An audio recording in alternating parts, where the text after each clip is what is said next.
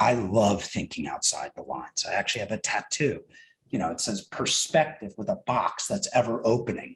The value in today's world is thinking outside the lines. The riskiest thing you can do is what everybody else is doing. Who wants a commodity? You're going to get commodity pricing and commodity returns. Create something that has value, alpha, differential, drives engagement, is authentic and genuine, deep connection. Wherever that is, that will drive you into significant value. Welcome to the Attraction Pros podcast, where we discuss the latest trends and challenges facing the attractions industry today. We chat with some of the top leaders in the field and provide resources that will help develop your career in this great industry. I am Josh Liebman. I am obsessed with the guest experience and helping attractions make that their top priority for success. And I'm Matt Heller. I am passionate about organizational effectiveness, leadership development, and employee engagement. Now sit upright, hold on tight, and get ready for the Attraction Pros podcast. Hey, Josh, how are you? Matt, I am fantastic. Nice. Nice. I am fantastic too. I've been wanting to do that for so long. And I thought, should I do it? Should I not do it? And it just came to me just now. That's awesome. Well, you've started a couple times and then you stopped, right? I know. Yeah, you've done that, but take it away. You can use it anytime. You can use it even outside the podcast.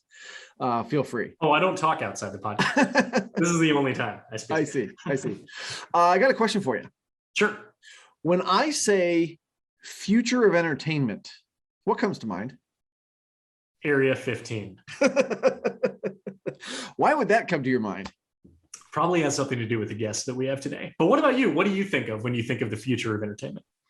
I also think of AREA15, but it's because I think that encapsulates a lot of the things that would be in my imagination that I would call the future of entertainment, or maybe more importantly, that is defining for me the future of entertainment. Like, I don't even know, you know what I mean? Like it'd be hard to say, what are theme parks? What are experiences? What are museums and aquariums and zoos going to look like in 15, 20 years?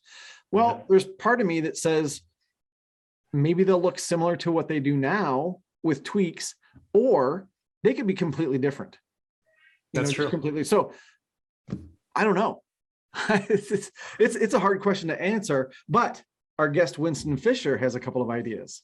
That's right. Winston Fisher is the CEO of AREA15, not to be confused with AREA51. Right. AREA15 is in Las Vegas, right off the strip, right off of I-15. And best way to describe it is it's a content box. It's not a mall. It's not a family entertainment center. It is a content box for the experience economy.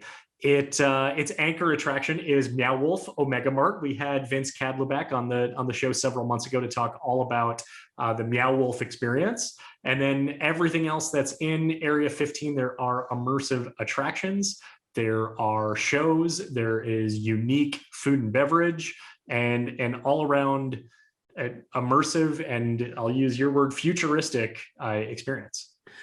I have not been to AREA15. I absolutely want to go, but what I picture when I go in there is, or what I would think it would be like, is just walking around and with my jaw open, like, what is all this? You know what I mean? I think that would probably be my reaction.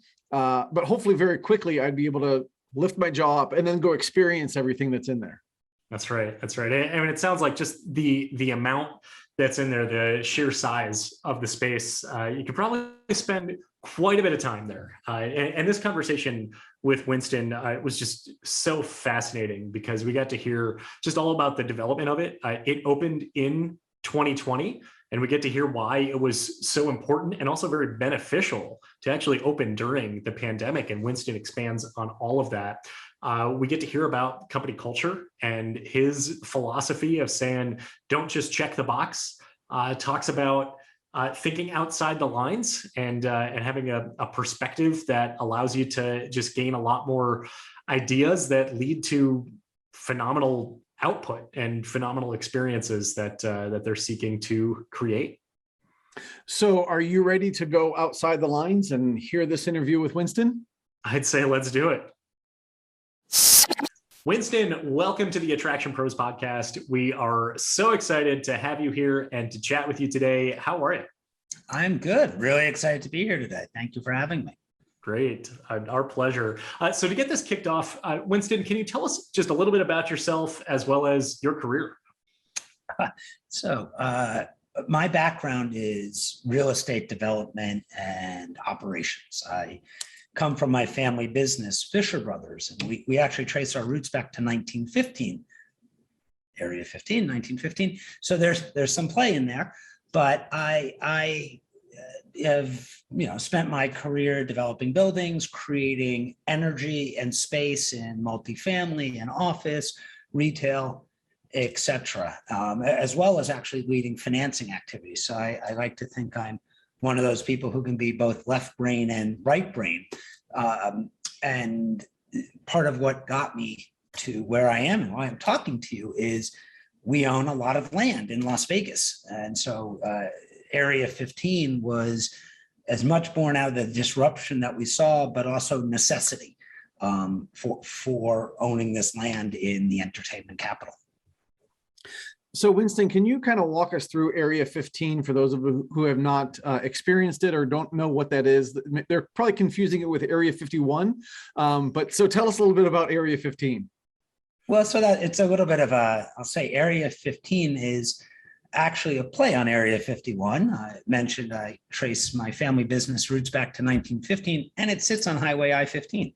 So we call it the hat trick of names. But Area 15 is a content box for the immersive economy.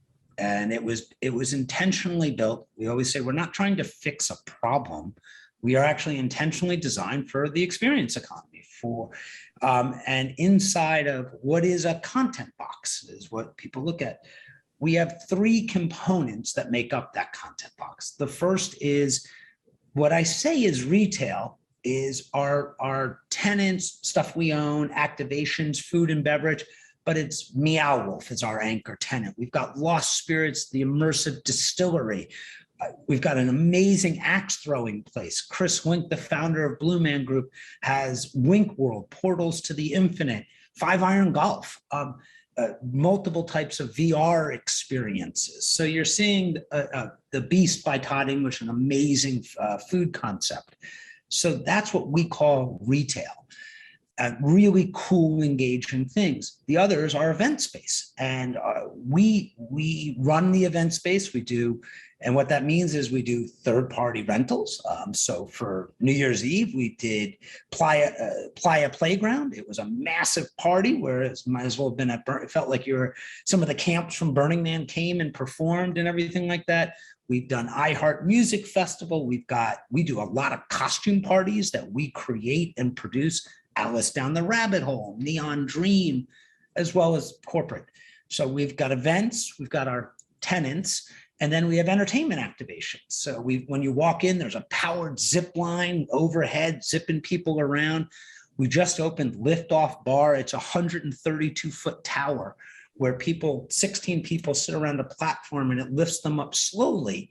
And they get this unobstructed view of the Vegas Strip, and they come back down and have a drink. So, yeah, and it's all tied together with really amazing large format art, cool projection mapping, spectacle show that we curate through the space. And so it's really cool tenants, really cool events, and really cool entertainment activations in a really badass environment. So it's fun.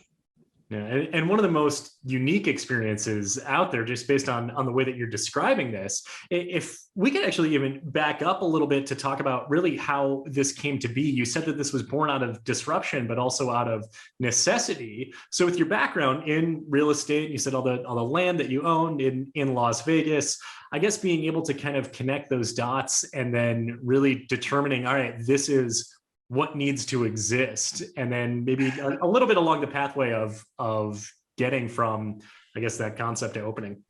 Yeah, so I always joke, we own this land out there, and we had master planned it for 25 million square feet. It was going to be, it's really beautiful picture. And I joke around. The only thing we built was the Kool-Aid factory, and then he came bursting through in '08. So we've got this land. I had a bunch of zany ideas. We were thinking I wanted to do a water park, the greenlit water park, different types of casinos, and I realized entertainment was maybe where my passion lies, but also the future. And I met a gentleman. Everybody on my team, first off, thought I was crazy. And I met a gentleman, Michael Benville, and we started working together. And it took us about 2.5 years of iteration of different ideas. I mean, Michael came to me with a burnt out spaceship, utopia, dystopia. You'd stay in tents and also stay in the tower. I was like, great, $1 billion to build. We're not doing it. Can't get that done. Event space, but I was also looking at the decline of malls, that they're dying. Not all are dying, by the way, but there's a reason. Social gatherings not dying. It's just what the product that is being sold, what is being consumed. We talked about the disconnection people feel today from the internet, from social media, from the world, and wanting to create a place where there was connection. There was a reason to go back there. That wasn't just to cruise the hallways to find something that was irrelevant. Art, the way creativity is talked about, but never just unleashed in sort of it's not celebrated. It's so prescriptive. And we thought there was this opportunity. And out of that, Area 15 was born, as I say, a content box, a place that was full of imagination, full of wonder, things to do, things to eat, but also repeatable, right? There's a new concert being played. There's new art being put in there. There's a new projection map experience. And another thing we focus on is also a place where we could build tradition, because that's equally actually as important as new.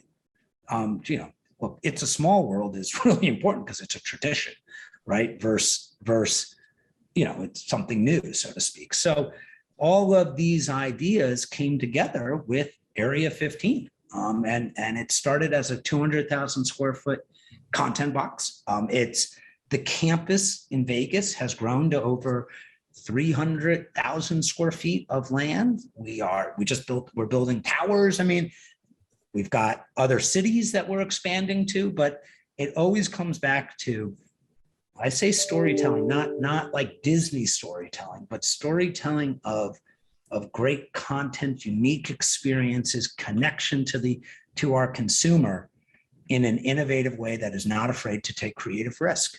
And we think that's a platform that is desperately needed in this economy today. So Winston, when you say content box, I think of some undefined spaces, right? And certainly you've got your anchors like a mall would have, right? But does that also leave openings for new experiences? You mentioned that you want people to come back over and over again. So, how much of that space is sort of maybe set aside for new things? Yeah, we have pop-up space that people can come into, anywhere from 800 to 5,000 square feet. Have some additional space that we're actually we've done a pop-up with Netflix in some of the space. We have a 5,000 square foot pop-up.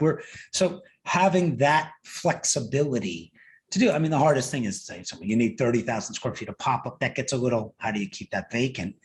But so there is all of that space. But then we've got things like what we call our premier ballroom, the Portal. It's a 5-wall projection map experience, 7,500 square feet.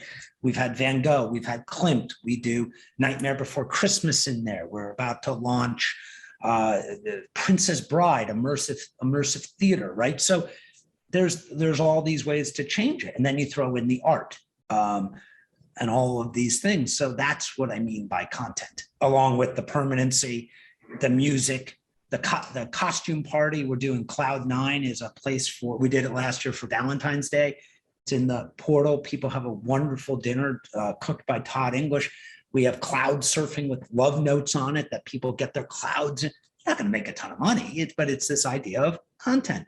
We have a burlesque show. It's not even fair to call it a burlesque show because it's so much more elevated, but this incredibly sexy dance number with all these, I mean, truly amazing choreography called Rated Red, right? And it's a celebration of body types and genders and sexuality. And I mean, it's honestly, it's sexy and it's not cheap.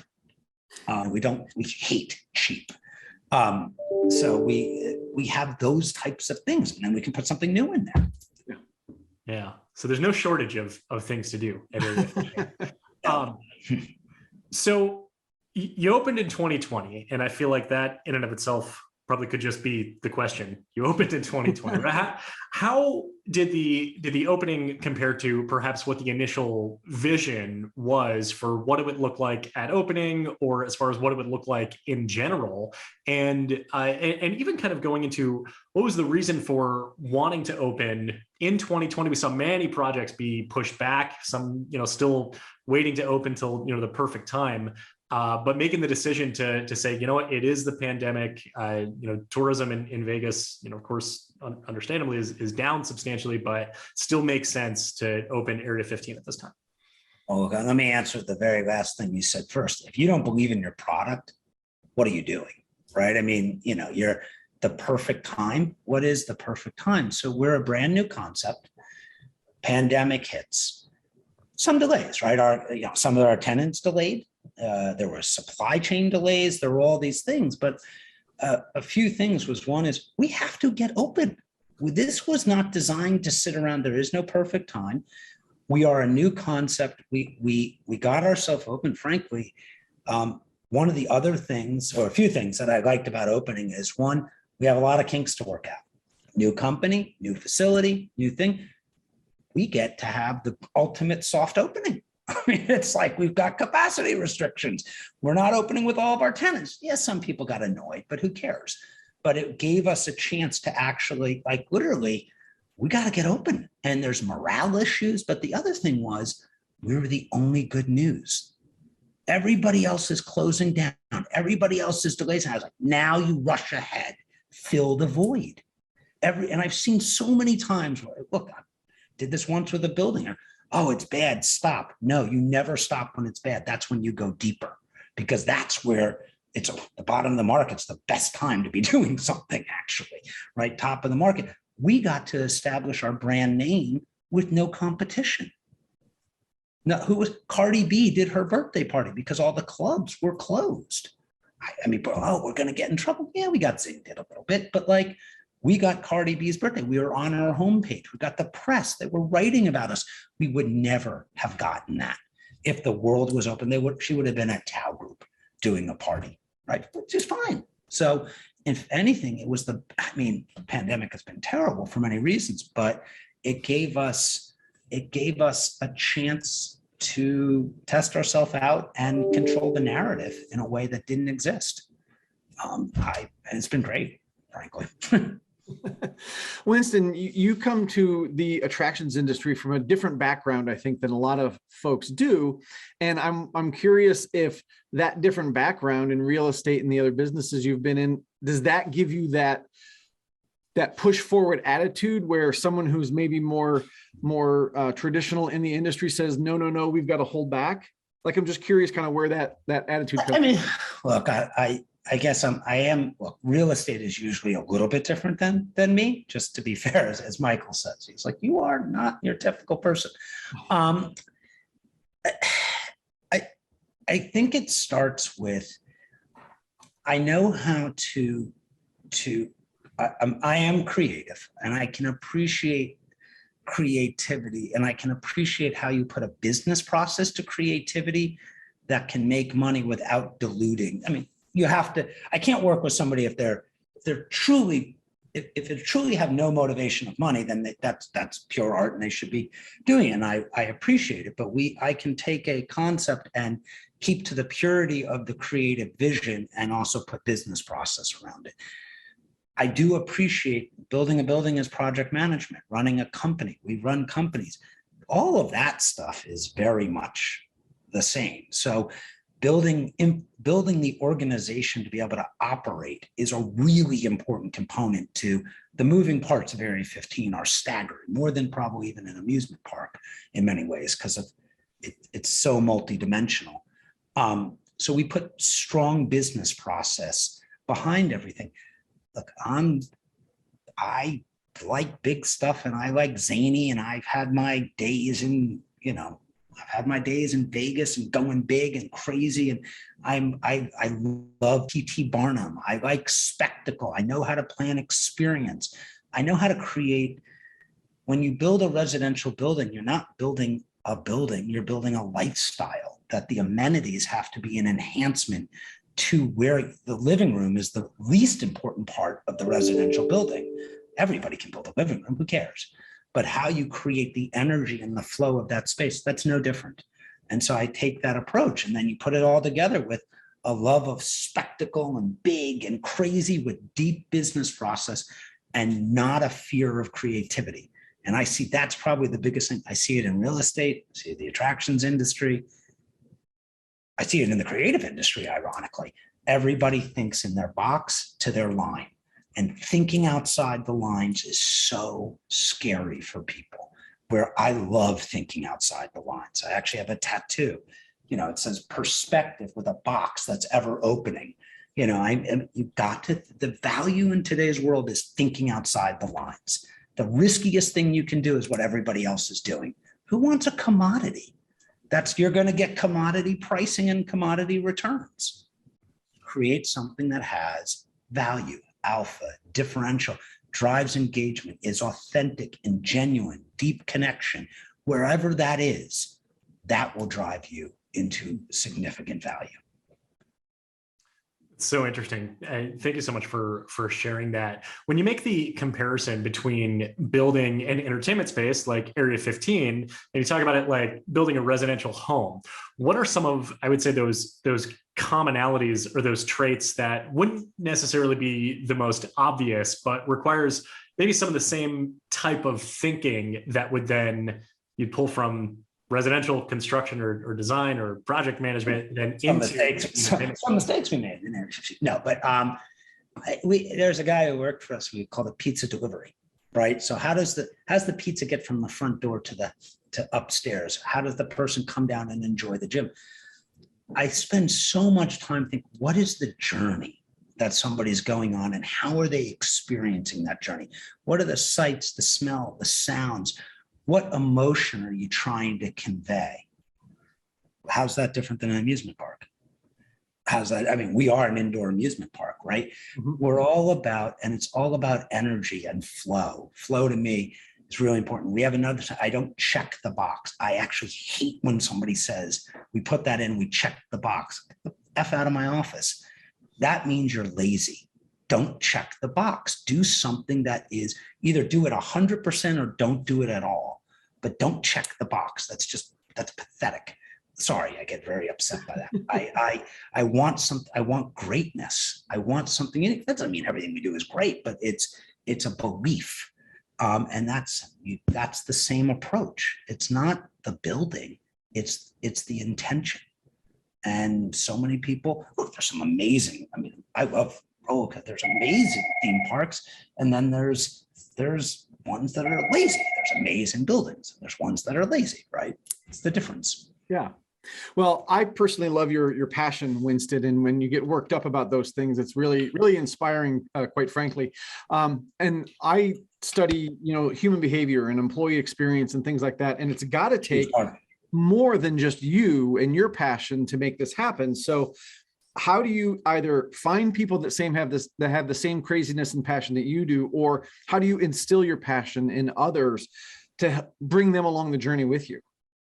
Well, Michael's crazy in a different way. It's the same belief, right? It's one of the reasons I grew up with this from my father. I get great people. Right. And I like to have people smarter than me working for me. Same way we spend time curating art or experiences, it's curation of people and finding, our general manager came from Fashion Show Mall. That was a 2 million square foot mall. Our COO came out of the music industry and Sony Music and running startups, right? You put all these people together. We have an amazing person programming our music today. The person who does experience design, Kim Benville, she's a genius. So we've got these people that all our employee number one was Meg Parker, our chief marketing officer. I mean, she's a spectacular tactician about building brands. And so I'm very proud of these people are the best at what they do. You encourage them, you reward them financially. We are creating a culture of success. We make sure we treat all, probably have it far from perfect again, but there's an intention to treat your employees with respect and create a culture of success. I also believe you have to have accountability. The good people get rewarded. The people who need training, you bring along, and you also have to be willing to say where somebody's not working out and then wish them luck in a respectful way to move on. But I am never satisfied. My goal is to build a great company, to run a great company, have great people, have them happy, but high performing. Mm-hmm. Yeah. And then with this culture that you're building, and especially with the mindset of saying, don't check the box and doing do it 100% or don't do it at all. One could perceive that as exhausting in some cases, to say it, just firing on all cylinders at all the time.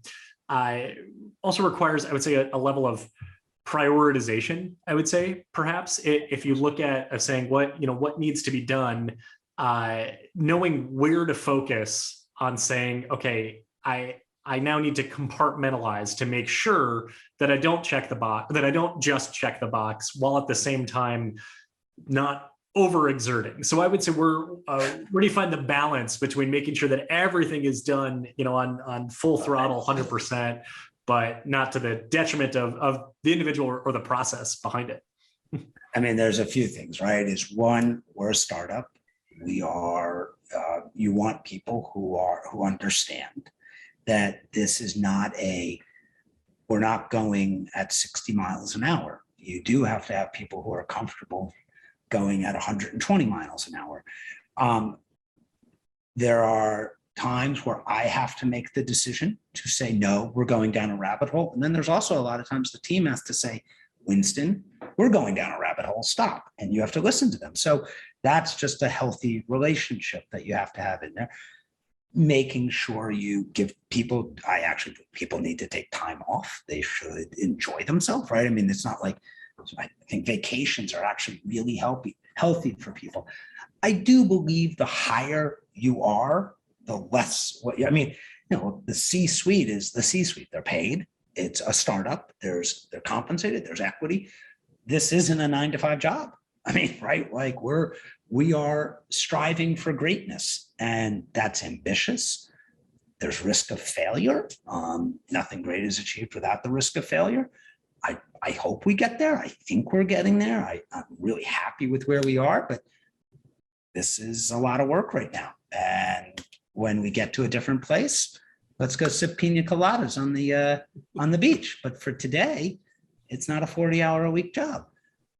As you go lower in the organization, I think you have to be much more respectful of that time for people, right? Because it is different, not bad, and everybody has value, right? I always say that the artist is no different than the actual person who does rubbish removal, because if the bathrooms are dirty, you got a bad experience. It doesn't make a difference. So you got to make sure every single person is valued and respected, but you do have to be respectful of the different levels and positions of how you work them and what the expectations are.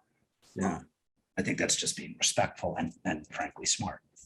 Yeah, absolutely. Winston, I think one of the things that again, kind of go back to that checking the box thought process is that so many people are actually taught to check the box, right? And so when you may have people that are contractors with your organization, or people that are working for another company that's within, under the purview of AREA15, how do you extend that thought process to them? Or is that even something that you have to think about? Well, it is. Look, I'm sitting here saying it. Have we done everything perfect in the space? No, we have not. There's things I look at and it's new. We're working, we're getting there.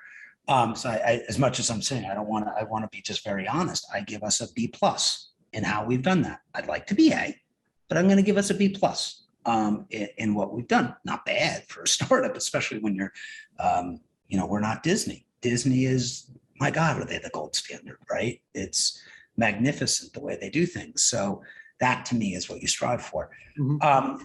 Some of it is, again, it goes back to your people. It goes back to leading, reinforcing, talking about, lead by example. But the other thing that I'm highly focused on is also training programs. As we expand, a few things is the customer service aspect of training program, as well as the brand standard aspect of a training program. I can sit here and talk till I'm blue in the face, training, and more training. I cannot do that. I can help design, I can speak, I can motivate, but ultimately that has to actually be a process in the company that is in many ways checklisted. People are judged on it. There's bonus structure. I mean, that's a company, right? And they're inspired to do that, right? It's all of that's all of those different things. And that is one of our goals is is we're doing it now and have it in place. And then we can take that, what I just described, and export it to new locations or even to concepts that we manage outside of our space. Cool. That's really interesting. And one of the things you mentioned a couple of times is about being a startup. And curious, just from an entrepreneurial standpoint, at what point the word startup goes away? At what point will AREA15 no longer be considered to be a startup? When we get to 3 locations. So there you go. Where I think 1 to 3, 1 is the hardest. 1 is hard, and it's, you want to try. Got this idea, Michael and I concept this idea. Let's build this zany box off strip full of crazy shit. What? And my family agreed. And so we got that going. Now we have to go from 1 to 3. We've bought, there's a rumor out there that we've purchased land in Orlando. So it's obviously stuff was in the news, and we're in heavy negotiations on a few other sites. So that's very exciting. We're taking some of the concepts actually inside our space and exporting them out of the space too, which is really interesting because we've incubated some of the concepts. So I think as we're probably I think you got to then move to that next level to get from 1 to 3. And we're spending a lot of time on our digital and media strategy. As we've now built the physical brand, we can start expanding this into the digital and media side of the company. When all that happens, we're not a startup. It's funny, just before we got on the call with you, Josh and I were kind of looking through the website, just kind of seeing what was out there. And I said, going through the website is kind of like, that's an experience in and of itself, just seeing all the different things that were out there. It's good. Yeah, so that's good. So you said that verbatim. Okay. I did. Yeah.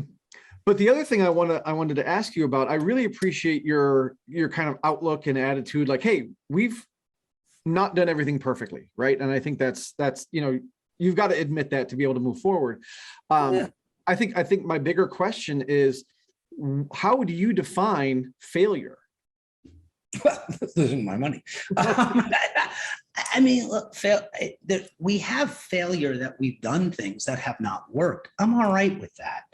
I even have to sometimes say to my team, or we threw this event and not as many people showed up. And guys, we're building a brand. It takes time, slow down, right? Like, it's actually okay. In our Rated Red show, we're doing it 1 night a week right now. We're expanding it. It's a new show in Vegas. We're just listed as one of the top sexiest shows in Vegas. But it takes time to build audience and get the right mix of how you do liquor sales and bottle service and all.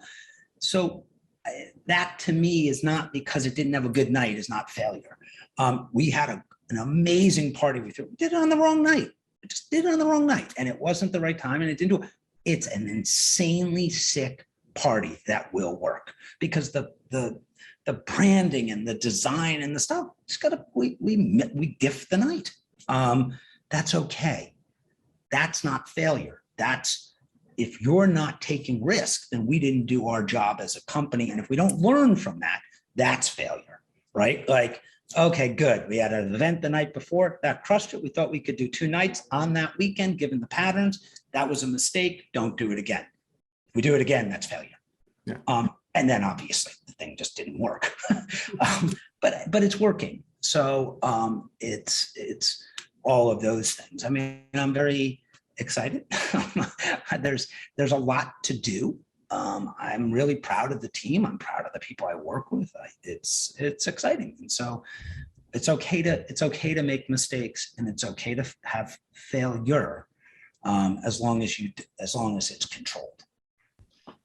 So then what does that feedback loop look like for you? So you say we held the event, we did it on the wrong night, or we did the show, we're not getting, as high attendance as, as we anticipated or as we projected, and then being able to kind of pull in the specific data or the sources that say, all right, this is what made this not as successful as perhaps it could be. And now we know exactly what we need to improve upon, do it again, and then continue to kind of spin that wheel as the.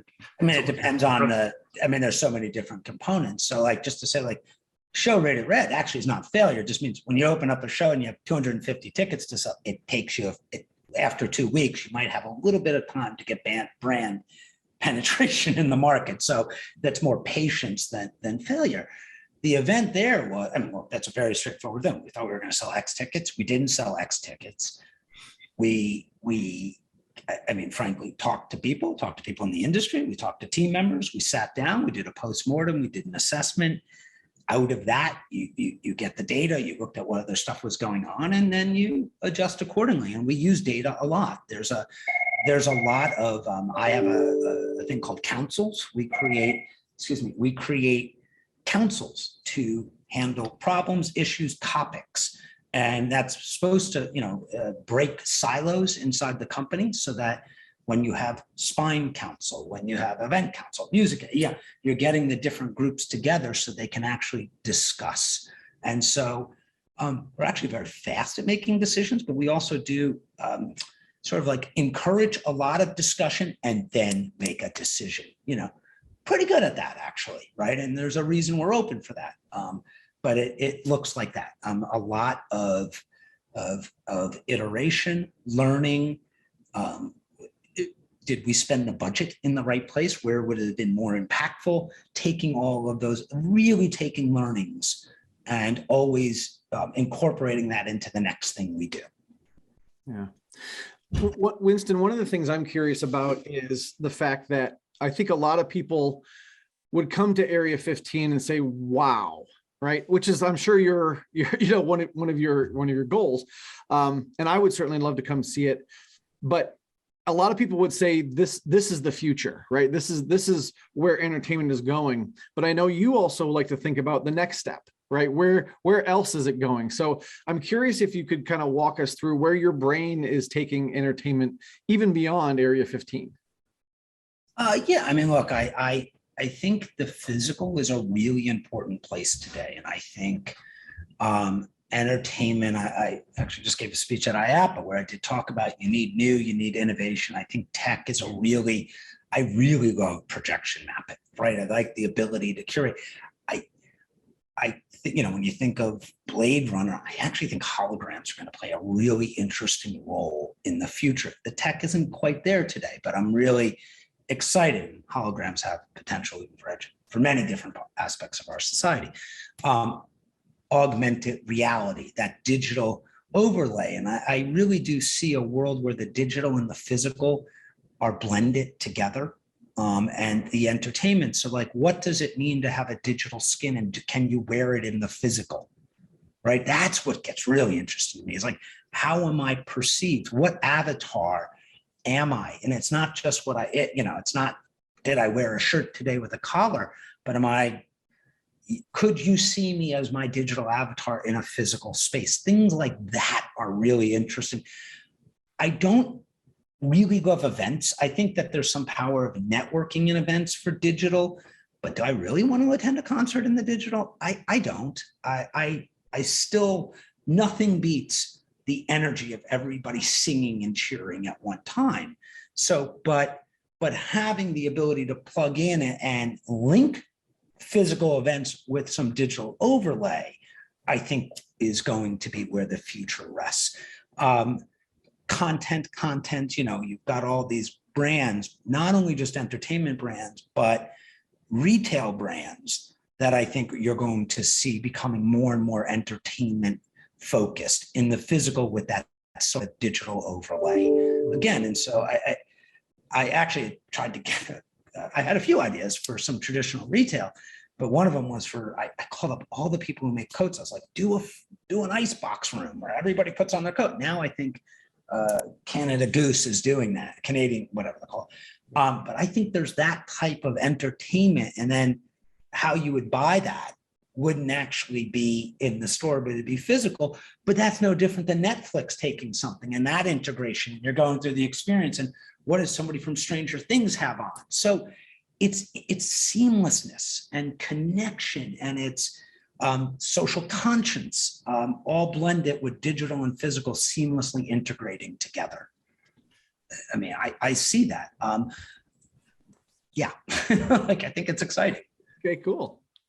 And also kind of the way you described it is it also kind of ping pongs back and forth too. You said like Netflix has this digital content. Well, that purely exists on digital until it exists in the physical space versus being the other way around. To extend it even further, you talk about holograms, you talk about avatars, and I think we probably can't get out of this conversation without bringing up the term metaverse, and wondering as far as what you see from that. Some people say it's overhyped. Some people say it is the next frontier. Is it too early to tell? And then how does that impact location-based out-of-home entertainment? Yeah. So the metaverse is a very bold idea. True metaverse is hard to come by because that's truly an absence of platform where you can go everywhere. I don't know how you break that barrier when you've got companies that are, is Meta going to actually be an open platform? Meta wants to be a closed platform that's expansive. My understanding, I mean, this is really going. So true metaverse, is it actually financially plausible given the people who will be inventing it? As it exists today, I don't know. As it starts to become these bold platforms, I think you're going to see that goes to that physical and digital interaction. I think the attraction space, actually, I'm talking about the retail and the IP, but like, what would it mean to ride a roller coaster? And could you see that? Could somebody see you going by in the digital, even though you're doing it physically? And how would you interact with that person, and where do you go?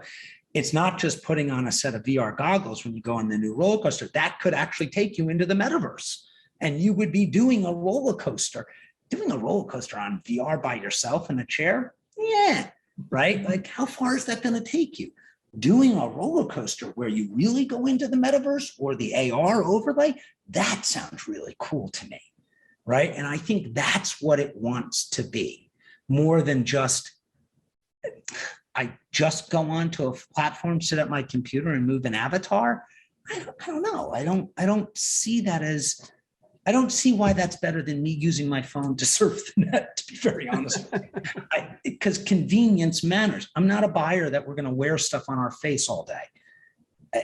There's a reason LASIK surgeries, people don't want having something on your eyes 100% of the time that has digital over, probably bad for your brain, but I don't know if I'd let my kids do that.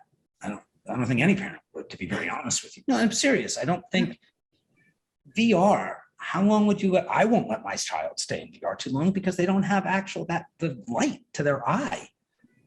So you're going to have to think about it in that sense. I know that, sorry, very technical, but so I think it's digital physical blending together. And I think attractions have content of the physical will make the metaverse really interesting. And that's what I think is really interesting about this industry is I wish there was better trade associations. I wish because there's power in, we can't compete with Meta or Microsoft, but we're the content that they need. And so speaking with a bigger voice gives more power. I'm a big believer in power in organization. So I think that is also another part of the future that is going to be really important, that the physical content providers somehow think how they coordinate activity to create disproportionate value, because we should be figuring out how to capture that value and not just giving it to the platforms. You know, it's funny you mentioned those glasses, you know, and how long people could wear them. I think it was Elon Musk who I saw said, you know, when I was a kid, and I remember this, you know, my parents said, don't get too close to the TV, right? And now we're putting it right here. So I think there is something to that you don't want to do it too long. Not good at all. Not good. It's not good for your brain. You're right. No. For developing brains. I'm for VR. Don't get me wrong. We have VR. I do VR. I just mean, would I want my son sitting in VR for 7 hours? I don't know any parent who has said yes to that statement. Yeah. That's a serious issue. But that doesn't mean it's not powerful. I'm just saying this idea that you just live in the metaverse and you never come out of it and it's Ready Player One. I think it's much more like Minority Report or Blade Runner than it is Ready Player One. I know that's using two dystopian things, but that doesn't have to be dystopian, but it's that you go by, the phone knows you, the hologram comes out, it speaks to you, it engages, you get on something, and it has the individualization of the experience economy is also the future. And tech plays a really interesting role, but we are physical creatures. We engage, we talk, we engage. I mean, we've actually seen the experiment of going online, and my God, kids have social problems. There's depression that's running rampant. And this is because we're talking through Zoom. You've got to be with each other. That is also what Area 15 is born out of. And that's why I mean, you're talking, I love Disney. I love Six Flags, Cedar. I don't want to Cedar Fair. I like Rye Playland, you know, it's Busch Gardens, you name it. There are these incredible places, go-kart tracks, everything. They're providing such primal joy. That has not been replaced on the computer that I've seen. Well said. Yeah. Totally 100% agree with that. And very cool to just hear your thoughts on the digital space and the metaverse, especially from the perspective of a real estate developer who lives and works in, you know, the real space. I would say the only space we knew of until, I would say, very, very recent. So just absolutely phenomenal to hear all of that and everything that you've shared. And we are getting close, starting to run a little low on time here. But if people wanted to learn more about you, if they wanted to learn more about Area 15, where would you send them? Yeah, well, please, you can always go to www.area15.com, and a lot of information there. And also the best way if somebody wants to get in contact with me is through LinkedIn. And it will either be me or somebody from my team, depending on obviously what somebody's looking for, that would respond. But we love artists, we love new ideas, or things where we can do innovative ways to work together. I always want to say we are not VC funders. That is not our job. So we are trying to work with people that are the concepts are executable, but we want to be friends with everybody. Excellent. Well, Winston, this has been a fascinating conversation, and thank you so much for your time. For everybody out there watching and listening, just remember, we are all attraction pros. Thanks for listening to the Attraction Pros podcast. Make sure to subscribe so you can tune in when new episodes release. And even better, please leave us a review on iTunes. For more information, visit attractionpros.com.